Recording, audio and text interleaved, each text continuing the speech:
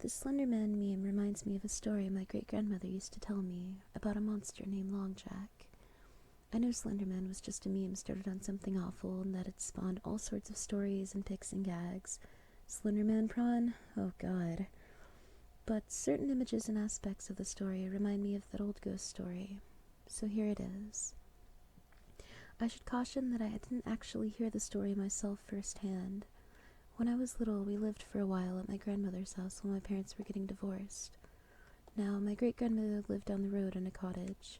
The power would reliably go out during big winter storms in those days, and great-grandma, we called her Tiny Grandma as she was Yoda-ish, would come over and we'd all sit in front of the fire and wait it out. The old folks would tell stories and read books. I was only 4 or 5, so Tiny Grandma would only tell the story of Long Jack after I fell asleep. My older brother and cousins would tell it to me later. Now, Tiny Grandma and the rest of us live in the Pacific Northwest, way out in the boonies actually. She herself was an infant when her parents brought her out west. They were homesteaders. There's an old daguerreotype of her as a child, standing with the rest of her class in front of a one-room log schoolhouse. There are huge, old-growth trees behind her. Lots of dark shadows. It's still very gloomy in the winter months in the PNW, even though the trees are much thinner these days. Long Jack, whatever he was originally a person. I don't know his real name. In that time in history, families lived by themselves in the woods, miles and hours of travel away from each other. But there were also a lot of people coming and going. Other homesteaders, people looking for logging jobs, prospectors on their way to the Fraser Canyon Gold Rush, Klondike Gold Rush, whatever. There weren't hotels except for in the bigger cities. When you slept, it was either in your own camp or some courteous homesteader would let you sleep in his house or barn. Maybe violent crime wasn't a big issue back then, or maybe people were just more naive.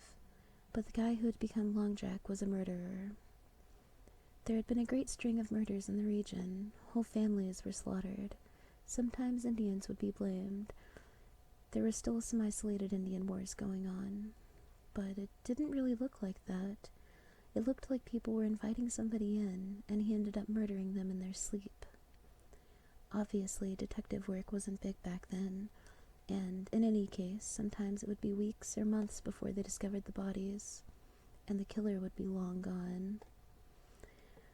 I don't know if this one guy, Long Jack or whatever his name was, killed all of them, but he did kill at least one family, and he was caught literally red-handed near the town of Bellingham, near where my family is from. They used to lynch people in those days. Usually it was black people.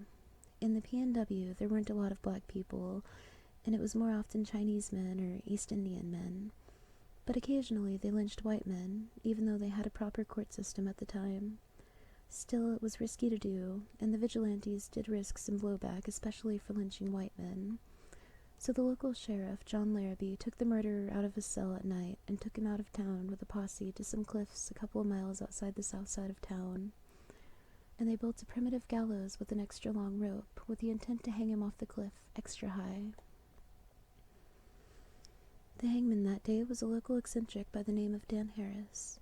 They picked him because he was a retired sailor and knew everything there was to know about ropes and knots. And he volunteered for the job because, as a sailor, he had specifically been a whaler and had a morbid fascination with flesh and how to disassemble and render it. If the posse had known that, they probably wouldn't have taken him on for the job. Dan Harris didn't just put a noose around the condemned man's neck. He put small nooses made of cord around each of his fingers, and at the end of each of these cords was a heavy lead weight. Around each wrist was a length of rope with a heavy stone, and at each ankle was a rope attached to even heavier stones.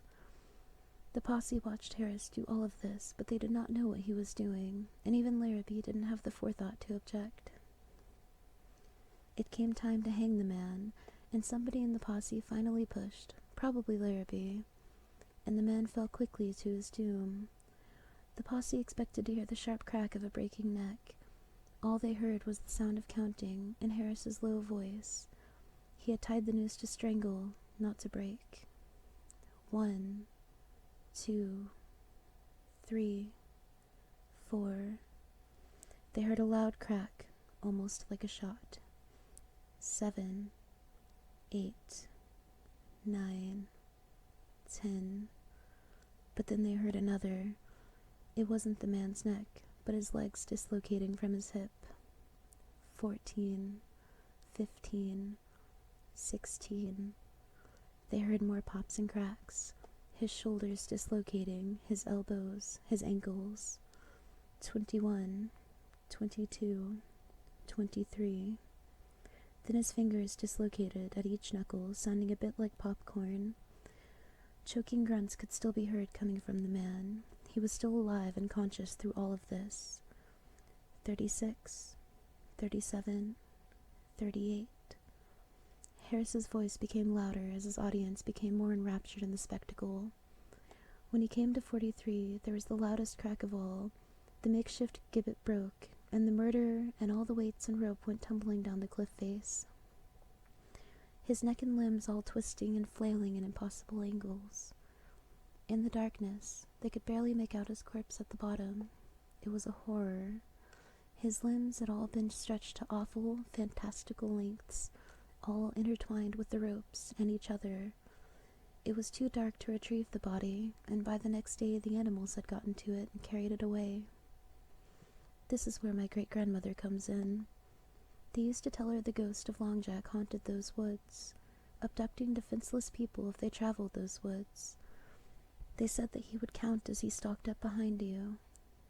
1, 2, 3, 4. She heard him once, as she walked the long distance home from school one fall afternoon. 14, 15, 16. According to the story, you couldn't look back or he'd get you. You had to run as fast as you could, and ran she did. 21, 22, 23. The counting continued. It was like he was whispering, but it was still getting louder, and it seemed he was right behind her. 27, 28. She could hear his footfalls. His pace was much longer than hers, longer than any adult's. She could tell from the rhythm that his legs were impossibly long. His arms and legs must be bending in some unnatural motion. She got to the door of their cabin, 37, 38, and slammed the door shut. Silence. She knew that if Long Jack had gotten to 43, that she would have been killed. There were other kids that got lost in the woods those days, and they were never found. None of the adults ever mentioned Long Jack, but she said her thoughts to herself. So that's the story of Long Jack, as my great-grandmother told it. Or at least, my brother and cousins retold it. I don't believe in ghosts myself, but I always did like the story. I haven't found any mention of such a murderer in the local archives, but then again, I wouldn't really expect to. Some of the other historic names, though, that actually does check out.